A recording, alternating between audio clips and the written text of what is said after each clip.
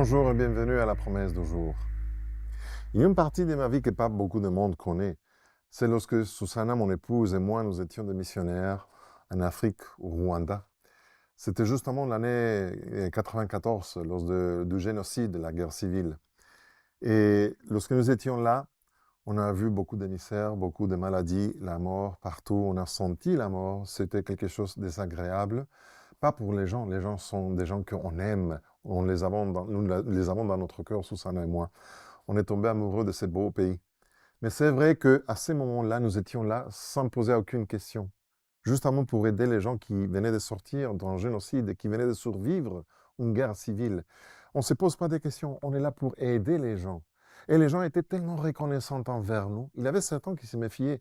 Je ne le culpabilise pas parce que vivre une situation pareille, je ne le comprends pas.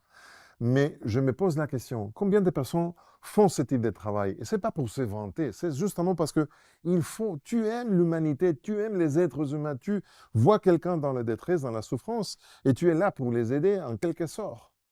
J'ai un verset pour toi et que peut-être tu traverses une situation compliquée dans ta vie. Peut-être tu es étranger dans un pays qui n'est pas le tien. Peut-être tu vois que ta citoyenneté n'arrive jamais, que ton permis de résidence a été bloqué.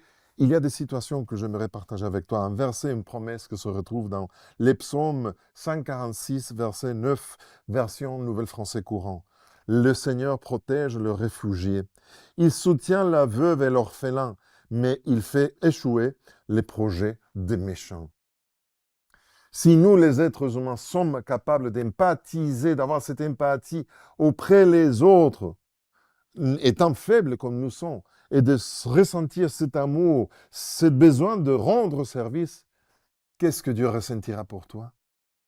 Alors fais-lui confiance. N'importe combien de compliqué c'est ta situation aujourd'hui, remets ton dossier des documents, ton dossier de citoyenneté, quoi qu'il en soit, ton dossier de veuve entre les mains de Dieu.